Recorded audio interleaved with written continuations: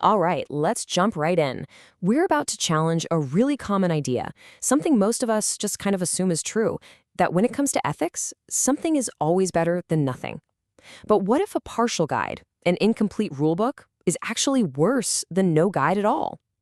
Well, based on some really fascinating work by N. Ben Fairweather, we're going to explore why that seemingly safe bet might just be dangerously wrong. So here it is, the big question. Imagine you're in a super complex field, like tech. You're faced with two options, a flawed, incomplete code of ethics or no code whatsoever. Which one do you choose? I mean, your gut probably says take the flawed code, right? But we're about to see how that very instinct could lead to some pretty disastrous outcomes. To really get this, we need to talk about PAPPA. Now, this was coined by Richard Mason way back in 1986. It's a simple acronym for four issues he saw as key in information ethics: privacy, accuracy, property, and accessibility. And look, on the surface, this seems totally reasonable. These are all super important issues, and having a simple framework like this feels like a huge step in the right direction. And that, right there, is the trap. It feels like such a great starting point. You've got a checklist, what could go wrong? But what if focusing on just those four things actually makes us blind to even bigger moral problems? What if, by giving us a limited map, it actually encourages us to walk right off a cliff? That's the wild idea we're digging into. Okay, so let's put this idea to the test. How does a seemingly helpful framework like PAPA hold up when the stakes are, life and death? Let's look at military technology. Information systems are absolutely central to modern warfare, so this should be a pretty critical test for any ethical guide. The core issue here is incredibly simple. When you think about the ethics of weapons, what's the number one concern? It's the risk to human life. These systems are designed with the potential to kill. That's the obvious, primary moral problem we have to deal with. And this is where the whole PAPA framework just becomes, well, absurd. If you try to analyze warfare using only privacy, accuracy, property, and accessibility, you get these ridiculous conclusions. As Fairweather points out, complaining that a bomb violates a victim's access to information is, to put it mildly, missing the entire point. The framework literally doesn't have the words for the most important moral issue at stake. Okay, let's pivot to another massive systemic issue: the environmental impact of technology. This is one of those slow-moving crises, but one with absolutely devastating consequences. So, how does our little four-letter framework hold up here? Now, here's where we see how a limited code isn't just unhelpful, it can actually make things worse. Let's take the P for property. If you aggressively protect a software's intellectual property, you incentivize companies to design it for newer, more powerful hardware. This pushes all of us into a constant upgrade cycle, creating literal mountains of e-waste and pollution. So by focusing so narrowly on property rights, the framework accidentally ends up encouraging environmental harm. So for our third case, let's talk about social justice. You'd think, at its core, any ethical code should be about protecting the vulnerable. So how does PAPA do when you have the powerful on one side and the weak on the other? This is where the argument gets really sharp. Instead of protecting the weak, the PAPA framework can actually become a tool for the powerful.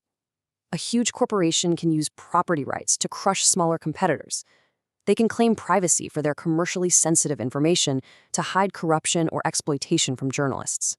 The framework gives them ethically sounding language to justify purely self-interested actions. This quote from the source just hits so hard. If your ethical framework can be twisted so easily that it protects the strong against the weak, you're not just back at square one. You've actually made the whole situation worse. You've handed a moral shield to people for their immoral actions. So, we've seen that the code fails, right? But the really interesting question is, why is it so dangerous? Why is it actually worse than having nothing? The answer, it turns out, is all about human psychology, especially how we act when we're under pressure. Just think about the real world for a second. In business, people are under immense pressure to hit targets, to meet deadlines, to just keep their job. And in those moments, we're all looking for a way to justify our actions, to find an excuse that lets us sleep at night. An official-sounding but incomplete code of ethics can be the perfect loophole. This path to a clear conscience is so insidious. It goes like this. You face a tough choice and you're stressed. You check the official rulebook, PAPA, for example, and you notice it says nothing about, say, the environmental impact. And here comes the big leap. You interpret that silence not as an oversight, but as permission. You tell yourself, hey, if this was really wrong, it would be in the code. And then you go ahead, feeling like you've done your due diligence. And this quote just captures that internal monologue perfectly. It's a way of outsourcing your own moral responsibility. You defer to the so-called experts who wrote the code. You think, well, if they didn't mention it, it must be okay. The silence of the code becomes this really comforting excuse to do something you might otherwise feel a little uneasy about. Okay, so if these incomplete codes like Papa are so dangerous, what's the alternative? We can't just throw up our hands and give up on ethics, right? Well, the source actually gives us a really clear path forward for creating more responsible, more honest ethical guidance. So let's just put these side by side. The dangerous incomplete code gives you this false sense of security. It lets you believe that its silence is the same as approval. But a better code does the total opposite. It's humble. It explicitly warns you that it is not a complete guide to morality. It makes it clear that the ultimate responsibility still lies with you, the individual. So here's the takeaway. A truly responsible ethical code has to build in its own limitations. It needs to put up warning signs. It has to say, straight up, hey, we're only covering this specific area. And, crucially, it has to say there are other huge issues out there that we don't cover. And you know what? Those issues might be way more important than anything in this document. It has to push responsibility back to you, not take it away.